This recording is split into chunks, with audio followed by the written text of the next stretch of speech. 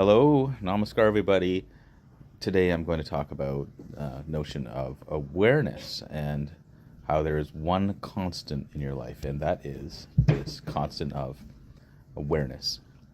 Before you had a name, before language, before thoughts, before all of these began to form into stories and narratives, awareness is already there.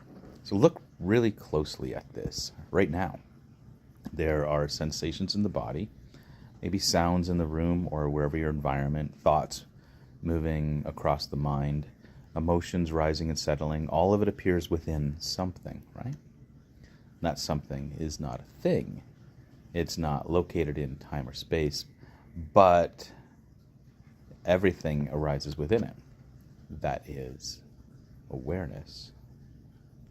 So take away awareness, and what are you left with? Right? Everything arises within awareness. And you're not separate from it. You are it. This isn't a concept to grasp with the mind at all. It's a truth to recognize directly. Every experience, whether pleasant or unpleasant, sacred or profane, joyful or sorrowful, it happens within awareness. So when you look out at the world, where are you actually seeing it?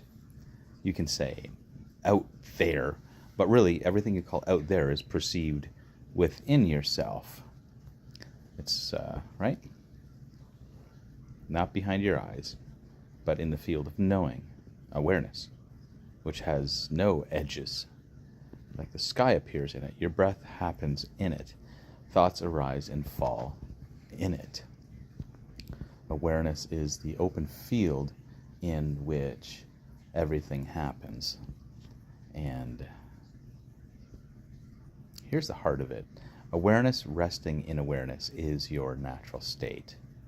You're not trying to become something, not trying to get rid of something, just simply being before the doing. But this becomes obscured, right? It becomes obscured first with the mind. And the mind's a beautiful instrument. It's a tool for navigation, expression, memory, imagination. It can calculate, organize, interpret, but the mind is not you. It's your tool, right? It's a tool of awareness. And we forget this. When awareness mistakenly identifies with the movements of the mind, something kind of strange happens. A contraction forms. We begin to feel separate from life. We believe, I am this thought, I am this emotion, I am this body, I am this history, I am this narrative. And so the idea of a personal self is born. So this kind of self isn't bad, right? It's not wrong. It's simply illusory. It's built from identification with thoughts, preferences, memories, traumas, labels, etc. It's a structure made of mind stuff. And when we cling to it as the notion of me, we become trapped in a loop of reaction. How could it be otherwise? So this contraction gives rise to suffering. Is because the separate self has to constantly defend itself, enhance itself, prove itself, protect itself. It fears losses, it seeks gain, it compares, resents, it wants, it desires, it avoids. And in all of this, it misses the one thing that was never missing. That's its own true nature as awareness itself. So we don't need to destroy the mind. We just need to see it clearly, see it for what it is. It's, and we've heard this before, it's a servant, not a master. So when the mind is seen from awareness, it becomes a very helpful tool. So when awareness becomes entangled in the mind, it becomes a prison. And all we really have to do here is just observe. When something pops up or something arises within the mind, we just stand back and we say, oh, this is here, right? If anger pops up, we say, anger is here. If fear pops up, we say fear is here. If a thought of a beach and a sunset pop up, we say, the thought of a beach and sunset is here. And we remember who it is that's observing these things, right? The mind is going to function on its own. It's spontaneous. So all these thoughts will come when we stand back and watch. Emotions still come up. Life, it still moves with all of its rhythms, right? We have these what are called samskaras. It's like a psychological reactive momentum. And when we're rooted in awareness, we're no longer swept away by the waves. We become the ocean that holds them. That's a big difference, right? It's something very profound, but simple.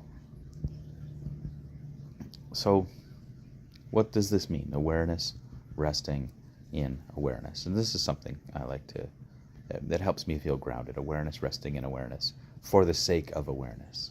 Right? It means not chasing thoughts, not pushing away feelings, not suppressing, not regressing, not trying to fix or control what arises, but simply resting as the knowing presence that observes, that sees it all. It's a returning home to what you already are. Right? You don't have to do awareness. You don't have to create awareness. It's just uncovered. You just need to stop pretending that you are something else. You're not your name, you're not your age, you're not your story, you're not the sense of identity. All of these are created, they can be changed, but awareness itself is just present. And you are that silent, aware presence in which all of these narratives and all of these stories unfold. And I think here's something that's beautiful. The more you rest in it, the more compassion naturally and organically arises. And it's because you begin to see that everyone is caught in this illusion of separateness. Everyone is believing their thoughts, defending their identities, trying to survive as this limited construct, this limited sense of self. And from this understanding, kindness becomes natural. Forgiveness becomes effortless. Judgment softens, and love really deepens here. Because from awareness, there is no other. And the person who insults you is also awareness, just confused. Right? The person who lashes out in pain is also awareness, just caught in a kind of dream. And you see, without needing to fix or save or condemn, just see. You see from that stillness of being. And it's not a philosophy. It's a direct knowing. It's a direct reality. When the veil of mind is seen through. So, what do you do with this? Well, you stop doing and begin being. And throughout your day, return to the simplicity of noticing. Notice the breath. Notice sounds. Notice the feeling of your feet on the ground. Not to escape the world, but to remember you are the space in which the world happens. So when thoughts come, just watch them. Don't suppress them. Don't indulge them. Just watch them like clouds in the sky, like you're watching a movie. Just watch, right? Because the thoughts are just projected on the screen of the mind, right? Just projections, internal, subtle projections. And don't become entangled. And same with emotions. Just let them rise. Allow them. Don't suppress them. Don't try to get rid of them. Don't tell yourself that you should be feeling something different or be feeling an ideal, or that they're not spiritual or they're not balanced. Don't indulge them in any way. Just let them rise, let them fall. Just watch them, because you are the sky, not the storms. And the mind will keep coming with commentary, questions, doubts. Just let it. You don't have to follow every voice. The moment you see you are aware of the thought, you are already free of it. You just remain in that space of awareness of the thought. And in the space of seeing, life becomes vivid, it becomes sacred, it becomes whole, because you're no longer resting within a contracted sense of identity, this contracted sense of narrative. You begin to respond instead of react. You begin to live instead of survive.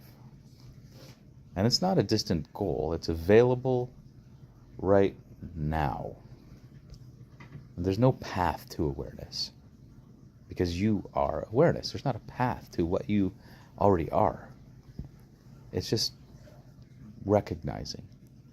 And the moment you stop looking elsewhere, you just find that. You've never left. You've never been without it. How could you be?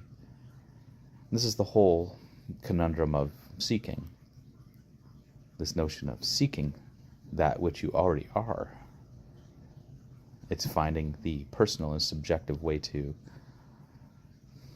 uncover what's present and what's covering it. So, right now, I invite you to just pause. So close your eyes and let the breath be just natural. Just let it come and go and flow, and notice the sensations in the body. Notice the thoughts that arise. Notice the silence between those thoughts.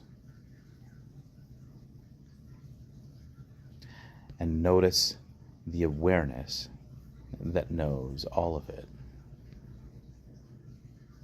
Now stay in just that awareness.